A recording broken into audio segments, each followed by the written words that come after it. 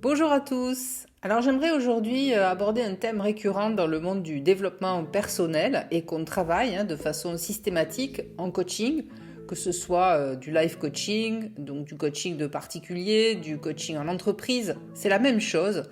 Il faut toujours valider avec le client cette notion clé, les besoins. Le besoin va renvoyer d'un point de vue psychologique à toutes les notions de confort.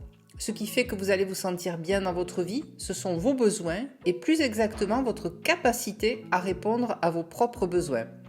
Et je vais vous dire quelque chose d'important, c'est que si vous n'avez pas une démarche consciente à propos de vos besoins, de comment les nourrir, eh bien votre inconscient va s'en charger. Et pour illustrer mon propos, je vais vous raconter une petite histoire. Alors, c'est l'histoire de cette femme, c'est pas une cliente à moi, c'est une histoire vraie que j'ai entendue raconter, qui se rend chez un hypnothérapeute. Et la première impression que le praticien a de cette jeune femme, qui a environ d'une trentaine d'années, est qu'elle est vraiment magnifique, elle est superbe. Alors il lui demande évidemment la raison de sa demande de consultation et en ouvrant son corsage, elle lui montre d'horribles plaques de psoriasis. Elle en était couverte, et ça depuis une quinzaine d'années. Et tout ce qu'elle avait fait jusque-là pour guérir s'était soldé par un échec. Elle avait tout essayé. Alors le praticien lui posa cette question. Qu'est-ce que ce psoriasis vous permet de faire, d'être, de paraître ou de maintenir? Et c'est alors qu'elle lui répondit, en tout cas, ça me permet de ne pas être touchée par les hommes. Et ceci a été le point de départ du travail de guérison, car l'hypnose lui a permis de revenir à un moment donné de son passé où elle avait été abusée sexuellement. En fait, son besoin de protection, d'être comme dans un cocon, se traduisait par ce psoriasis coriace. Alors cette histoire illustre très bien le fait que si nous ne prêtons pas attention à nos besoins de façon consciente, notre inconscient va le faire pour nous. Vous voyez ici, une enfant qui avait été touchée par un adulte, elle s'est dit inconsciemment « je suis jolie, c'est dangereux pour moi, je ne peux pas me défendre, j'ai besoin de trouver un mécanisme de défense ». Regardez les roses, c'est pareil, elles ont des piquants. La nature organise toujours ses mécanismes de défense et cette femme avait développé, elle aussi naturellement, quelque chose qui était suffisamment repoussant pour éloigner les hommes. Le problème, c'est qu'évidemment, elle était mal dans ses relations et il a fallu qu'elle fasse un travail sur elle pour apprendre à considérer les hommes d'une façon un petit peu différente afin de pouvoir laisser entrer quelqu'un dans sa vie. Je vais vous raconter une deuxième anecdote qui va également vous montrer l'intérêt majeur de s'intéresser de très très près à nos besoins. Alors c'est l'histoire d'un homme, c'est toujours une histoire vraie, qui a sombré en mer alors qu'il faisait une course en solitaire. Son bateau a percuté un obstacle et en quelques minutes, il a coulé.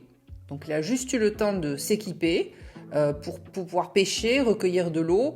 Et bien sûr, il avait un canot de sauvetage qui était assez évolué pour qu'il soit en sécurité, même sur une mer démontée. Donc il a survécu en pêchant. Mais c'est là où il y a eu un problème au bout d'un moment. Il a mangé du poisson cru pendant des jours et des jours.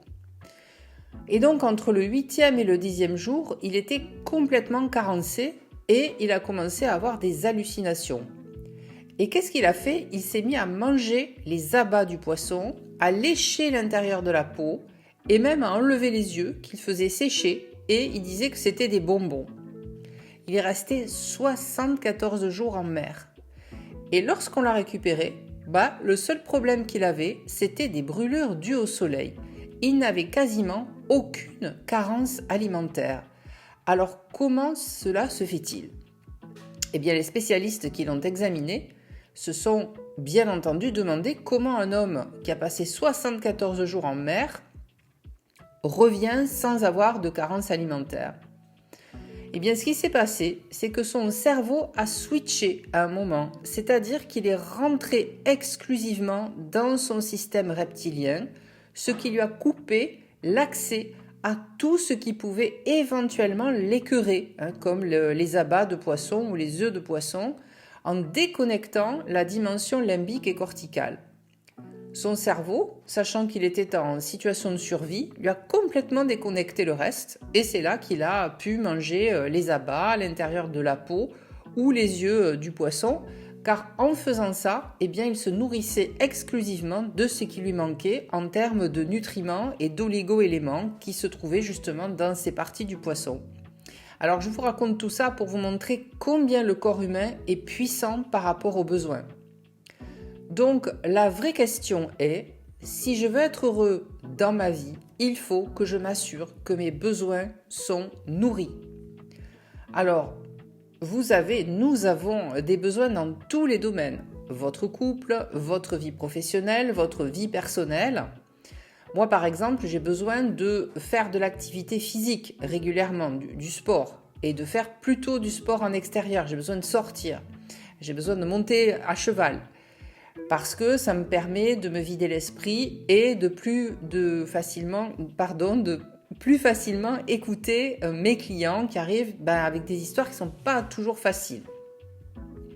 Donc le sport, quoi qu'il arrive, je fais ma séance quotidienne, même si parfois c'est simplement d'aller marcher 3/4 d'heure, parce que c'est de l'activité physique. Oui.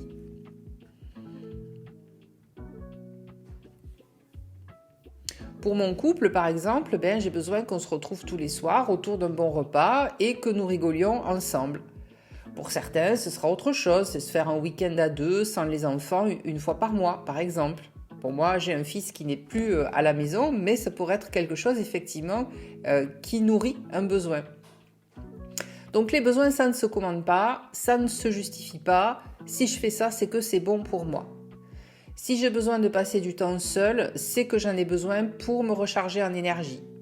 Et si c'est bon pour vous, vous le mettez en arrosage automatique. Vous le mettez dans votre vie tout le temps. Alors, posez-vous la question, dans mon travail, de quoi est-ce que j'ai besoin ? De créativité, de nouveauté, de découvrir des choses nouvelles, de me poser sans rien faire pour laisser vagabonder mes pensées ? Est-ce que j'ai besoin d'aller régulièrement au bord de la mer, me reposer ou à la montagne ? De quoi avez-vous besoin ? Posez-vous la question et une fois que c'est clair, demandez-vous comment faire pour mettre ce besoin, comme je vous l'ai dit, en arrosage automatique. Je vais aussi vous donner quelques petits indicateurs clés pour vous permettre de comprendre comment on a accès à ces besoins. La première façon, c'est la plus directe, c'est celle dont je viens de parler, c'est se poser la question « de quoi j'ai besoin ?» Mais certaines personnes vont avoir un petit peu plus de mal à répondre à cette question posée là comme ça, en particulier les personnes qui font passer les besoins des autres avant les leurs. Donc dans ces cas-là, posez-vous une autre question. Qu'est-ce qui manque dans ma vie pour me sentir bien, pour être heureux, pour être motivé, pour évoluer, pour avancer, pour grandir? Qu'est-ce qui manque dans ma vie? De toute façon, il faut clarifier ses besoins. Et puis, si dans une situation spécifique, vous n'arrivez pas à savoir vraiment et clairement quels sont vos besoins, vous pouvez utiliser le tarot. Vous le savez peut-être, je suis coach et tarologue et en séance, trouver les besoins est une question que l'on pose au tarot très régulièrement.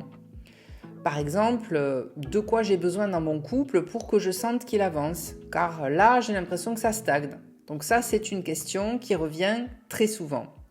Et justement, dans une prochaine vidéo, je vais vous montrer avec un tirage de tarot comment faire pour répondre à cette question de quoi j'ai besoin dans tel domaine en particulier si vous avez un petit peu de mal à répondre à la question sans autre support. Voilà les amis, j'espère que cette vidéo vous aura fait prendre conscience de l'importance de nourrir ses besoins. Merci pour votre écoute. Partagez vos commentaires parce que le partage, moi, c'est un de mes besoins. Si je n'interagis pas avec les personnes, eh bien, je ne me nourris pas. Donc, partagez, likez, commentez. À très bientôt.